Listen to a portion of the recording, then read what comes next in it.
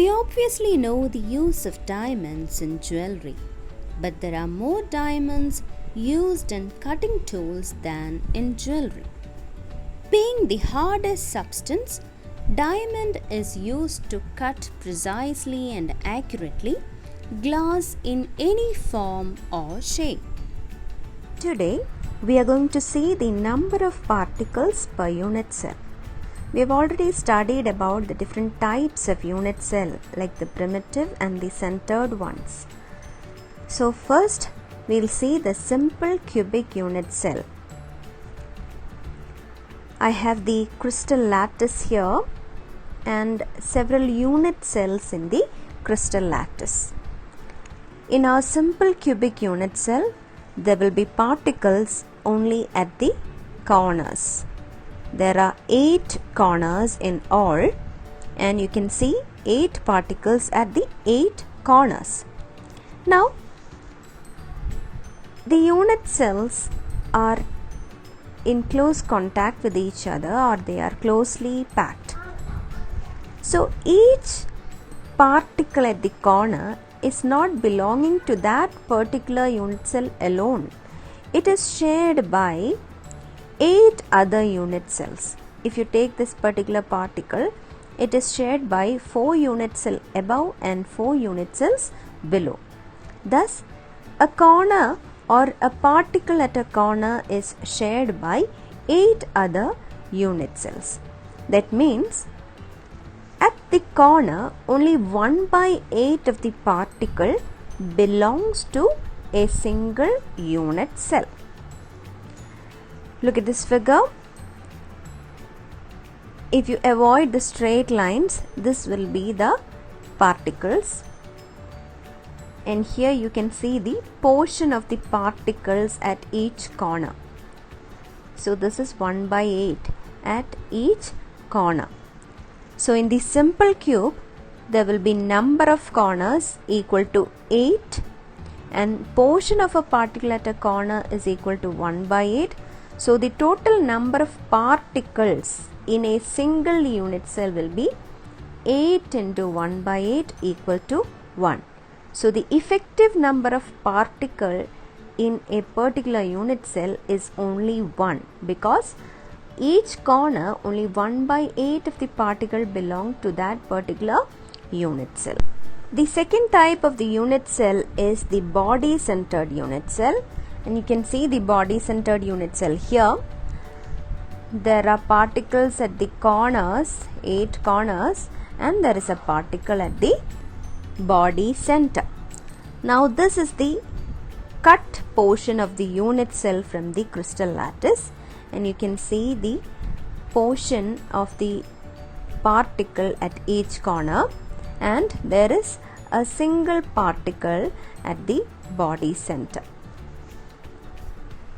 So the number of particles at the corners will be again 8 into 1/8, because why 8? Because each particle is shared by 8 unit cells. The number of particles at the body center is equal to 1, because this particular particle belongs to this particular unit cell. So the total number of particles will be equal to 2. 1 at the corner and 1 at the body center. Next, we have the face-centered unit cell. In a face-centered unit cell, in addition to the particles at the corners, we have particles at the center of all the faces. Now, this unit cell has 6 faces, and each face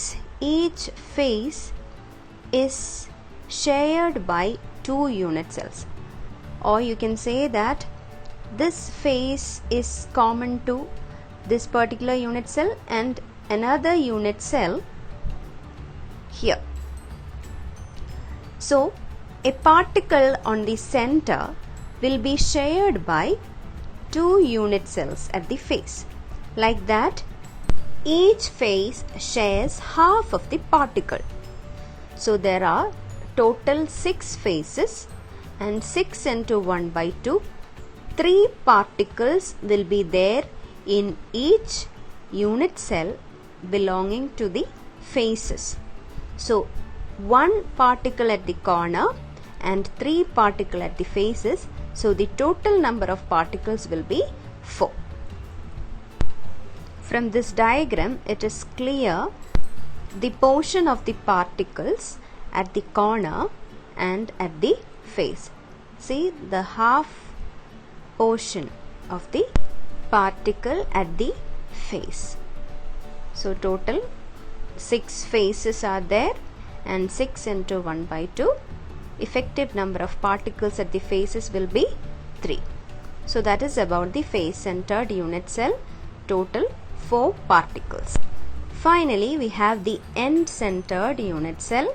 You know what is an end-centered unit cell? Particles at the corners, and there will be particle at the center of any 2 opposite faces. So you have particles at the face, any 2 opposite face, and since only 2 faces have particles, the number of particles will be 2 into 1 by 2 equal to 1. So particles at the corner is equal to 1, and particle at opposite faces will be equal to 1. So 1 plus 1 equal to 2 is the total number of particles in the end-centered unit cell. Now we'll have the review of this session. The simple cubic unit cell has effective number of particles equal to 1 because there are particles only at the corners, and at each corner only 1 by 8 of the particle will be belonging to this particular unit cell.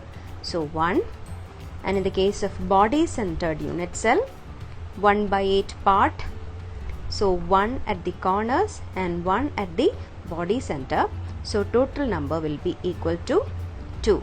In the case of face centered unit cell, 1 by 2 of the particle will be at each faces.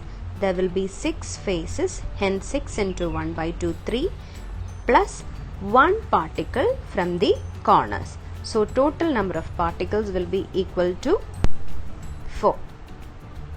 And in end centered, the total number of particles will be 2.